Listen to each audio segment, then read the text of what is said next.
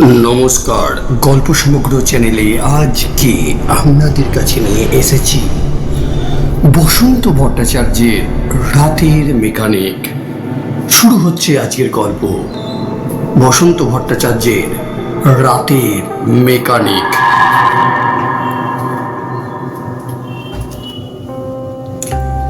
একটা বিচিত্র শব্দ করে সন্তোষবাবুর গাড়িটা থেমে গেল। এধার ওধার অনেক চাপাচাপি করেও গাড়ি আর স্টার্ট নিতে চাইল না। সঙ্গে 10 বছরের নাতি সুজয় বলল, গাড়ি আর যাবে না দাদু। যাবে, এক্ষুনি যাবে। সোনা, তুমি বসো। কথার শেষে নিজে এসে গাড়ির বনেট তুলে দেখতে চাইলেন, কিন্তু দেখবেন কি? রাতের অন্ধকারে ভিতরের কোনো কলকবজায় দেখা গেল না। পকেট থেকে লাইটার বের করে যতটুকু দেখা যায় দেখলেন সবই ঠিক আছে, অথচ গাড়ি স্টার্ট নিচ্ছে না। কিন্তু কেন? ভাবনায় পড়লেন। বেশ, ভাবনাটা অবশ্যই নিজের জন্য নয়, সুজয়ের জন্য। কাল থেকে গরমের ছুটি পড়বে, তাই আজকেই ওকে হোস্টেল থেকে বাড়ি নিতে এসেছিলেন সন্তোষবাবু। ড্রাইভারকে একদিনের ছুটি দিয়ে সোজা গাড়ি নিয়ে চলে এসেছেন বাঁকুড়ার এই হোস্টেলটাতে। পথের ব্যাপারটা এতটুকুও ভাবেননি তিনি, আর ভাববেনই বা কেন? দুপাশে ঘন জঙ্গল চিরে তার মাঝখান দিয়ে এই যে মাইলের পর মাইল পথটা চলে গেছে, এটা তো তার নিজের হাতেই তৈরি। সরকারি বড় ইঞ্জিনিয়ার ছিলেন, ওর তদারকিতেই জঙ্গল চিরে পথটা বানানো হয়েছিল। মসৃণ পাকা রাস্তা যেন জঙ্গলের এক বন্ধুজন। এখনকার পথঘাট, দোকানপাট, ছোট বড় টিলা, বাড়ি সবই ওর নখদর্পণে। দিনের আলোয় হলে ওসব নিয়ে এতটুকু তাকে ভাবতে হতো না, কিন্তু এ যে গভীর রাত, নিজে একা থাকলেও অতটা দুশ্চিন্তার কিছু ছিল না। যত ভাবনা চিন্তা এখন ওই শিশু নাতি সুজয়ের জন্যে। এখন তার করণীয় কি ভাবতে ভাবতে একটা সিগারেট ধরালেন সন্তোষবাবু। ধোঁয়া ছেড়ে সামনে তাকাতেই দেখেন একজন গ্রাম্য লোক হাত জোর করে দাঁড়িয়ে আছে। গাছপালার ফাঁক দিয়ে যতটুকু জ্যোৎস্নার আলো এসে সেখানে পড়েছে, তাতে লোকটার সাধারণ বেশভূষা ছাড়া অন্য কিছু তেমন নজরে আসে না। কয়েক মুহূর্ত সেদিকে তাকিয়ে সন্তোষবাবু বললেন, কি চাই? রাতেও ভিক্ষে চাইতে আসো? জবাবে বিনীতভাবে সে হাত জোর করে বললে, না সাহেব, ভিক্ষে চাইতে আসিনি, আমি মোটর মেকানিক। যদি গাড়ি সারান তাই এলাম। অবাক হন সন্তোষবাবু। এই যে মেঘ না চাইতেই জল, তবুও প্রশ্ন করেন, জানলে কি করে আমার গাড়ি খারাপ হয়েছে? আধো অন্ধকারেও বোঝা গেল সন্তোষবাবুর কথায় লোকটা সব জানতার মতো হাসছে। বললে, হাই রোডে আমাদের নজর থাকে স্যার, এখানে তো হরদম গাড়ি খারাপ হয়। সে কি? অবাক হন সন্তোষবাবু। ব্যাপারটা কি বলো তো? এমন কথা তো কোনোদিন শুনিনি। লোকটা বোধহয় আবারও হাসে। অন্ধকারে ওর মুখ দেখা না গেলেও ও যে হাসছে তা বেশ বুঝতে পারা যায়।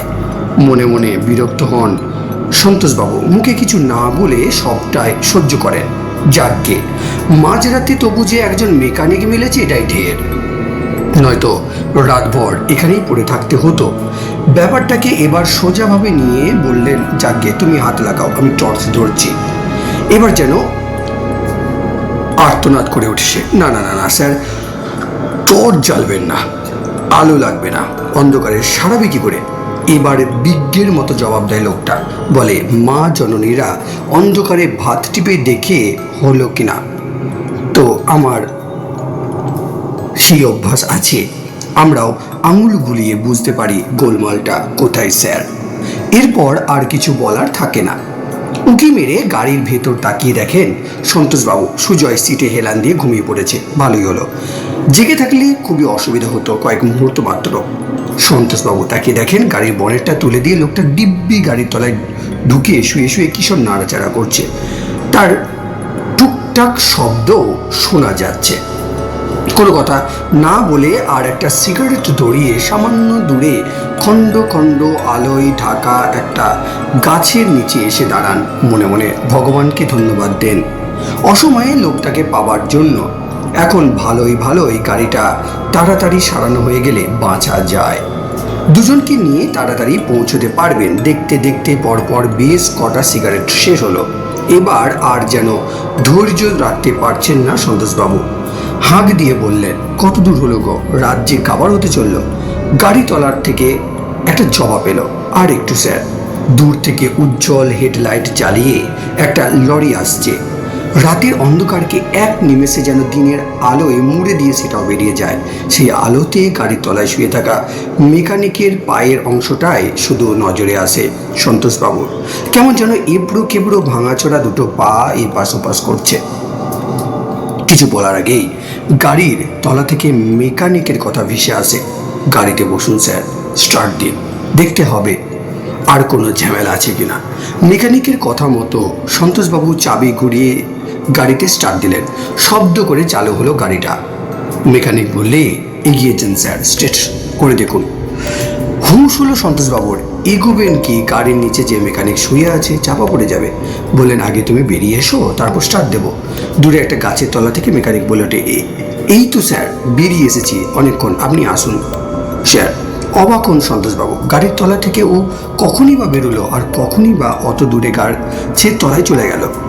কিছু ভাববার আগেই মাথার ওপর দিয়ে এক নিশাচর প্রাণী বিচিত্র ডাক ডেকে দূরের জঙ্গলে মিলিয়ে গেল। গাড়িটাকে গুটি গুটি এগিয়ে গাছের কাছে আসতে চান সন্তোষবাবু, কিন্তু এগিয়ে সামনের গাছ যেন ক্রমশই পিছিয়ে পিছিয়ে যাচ্ছে। কিছুতেই মেকানিক যে গাছের নিচে দাঁড়িয়ে আছে তার কাছে যেতে পারছেন না। এইভাবে কতক্ষণ চলেছিল খেয়াল নেই সন্তোষবাবুর। এক সময় দেখলেন একদা যে ব্রিজটা তিনি বানিয়েছিলেন গাড়ি তার কাছে এসে দাঁড়িয়ে পড়েছে। ভোরের আবছা আলো ফুটতে শুরু করেছে। মেকানিক এবার চাদর চাপা মুখ নিয়ে এসে গাড়ির সামনে দাঁড়ালো। বললে, এবার চলে যান স্যার, আর গোলমাল হবে না। গোলমাল হলে এখানে খবর দেবেন, চলে আসবো। কথার শেষে একটা কাগজ ধরিয়ে দেয় মেকানিক। তারপর সে আর নেই। সকাল হতে শুরু করেছে, আলো ফুটেছে। কাগজখানা খুলে অবাক সন্তোষবাবু। এই যে একটা ডেথ সার্টিফিকেট, সঙ্গে আর একটা সরকারি চিঠি। ব্রিজের পাশেই পরপর দোকানের সারি। একটুখানি চালিয়ে নিয়ে এসে একটা দোকানের সামনে গাড়িটা দাঁড় করান সন্তোষবাবু। দোকানের ভেতর থেকে একজন বেরিয়েছে, বলে, চা দেবো স্যার? গরম চা, বেশ আলোকিত চারপাশ। সন্তোষবাবু বলেন, দাও। সূর্য বেশ খানিকটা উপরে উঠে গেছে। দোকানে চা নিয়ে এসে দেয়। গরম চা ধোঁয়া ছড়াচ্ছে। চায়ে চুমুক দিয়ে যেন সমস্ত ক্লান্তি চলে যায় সন্তোষবাবুর। এবার মেকানিকের দেওয়া কাগজের দুটোতে নজর দেন তিনি। ডেথ সার্টিফিকেটের নাম দেখেন শঙ্কর বিশ্বাস। সঙ্গে চিঠিটাতে চোখ বোলাটি চমকে ওঠেন তিনি। এই যে তারই সই করা এক সরকারি চিঠি। ট্রেন দুর্ঘটনায় মৃত্যুর ক্ষতিপূরণ বাবদ প্রাপ্য টাকা নেবার জন্যে শঙ্কর বিশ্বাসের পরিবারকে লেখা নিজের সই করা চিঠির জেরক্স কপি। মুহূর্তেই ঘটনাটা মনে পড়ে যায় তার। পাশের ব্রিজটা তৈরি করার সময় ক্রেন চিরে দু পা পিষে গিয়েছিল একজন মেকানিকের। সেই শঙ্কর বিশ্বাসই তার গাড়ি সারিয়ে দিয়ে গেল রাতের অন্ধকারে। আশ্চর্য ব্যাপার। ওর পরিবারকে ক্ষতিপূরণ দেবার জন্যে অনেক লেখালেখি করে টাকা আদায় করে দিয়েছিলেন সন্তোষবাবু। বোধ হয় সেই কৃতজ্ঞতায় আজ সে গাড়ি সারিয়ে দিয়ে অন্ধকারে মিলিয়ে গেল। শেষ হলো আজকের সমগ্র গল্প। রাতের মেকানিক, লেখক শ্রী বসন্ত ভট্টাচার্য। ধন্যবাদ।